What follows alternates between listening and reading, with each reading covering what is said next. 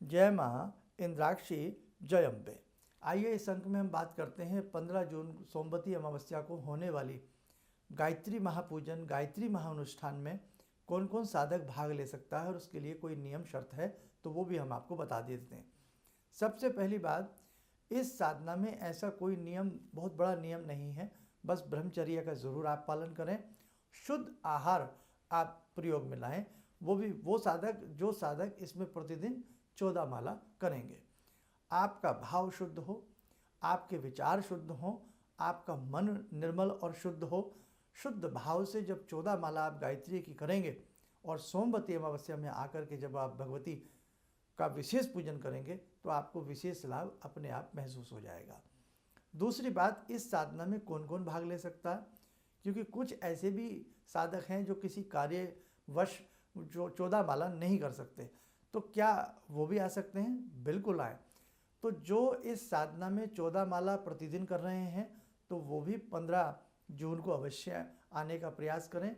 और जो साधक, जैसे पहले आप 5 अप्रैल में आकर के आपने जगदम्बा के 1008 नाम का पूजन किया, और उससे पहले 14 दिसंबर को जब एक भगवान श्री गणपति का अभिषेक अर्चन हुआ उसमें आपने आकर के भाग लिया, तो इसलिए ये तीसरी जो श्रृंखला है इसको मत तोड़िएगा।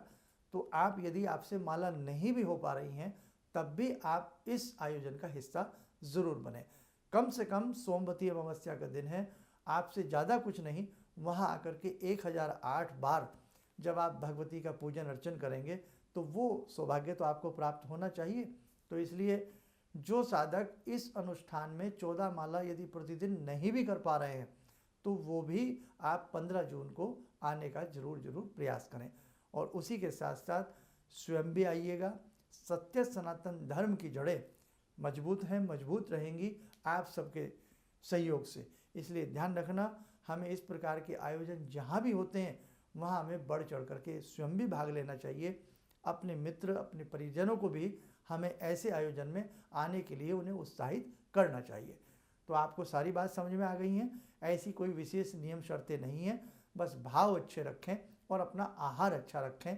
आप इस साधना में सम्मिलित अवश्य रूप से हो गए हैं। 1 मई से ये साधना प्रारंभ हो जाएगी। और दूसरी बात फिर कह देता हूँ कि जो साधक यदि 14 माला प्रतिदिन नहीं भी कर पा रहे हैं या किसी वजह से नहीं कर पाएंगे तो वो भी इस साधना का हिस्सा जरूर बने। 15 जून को हम उन्हें भी आमंत्रित करते हैं।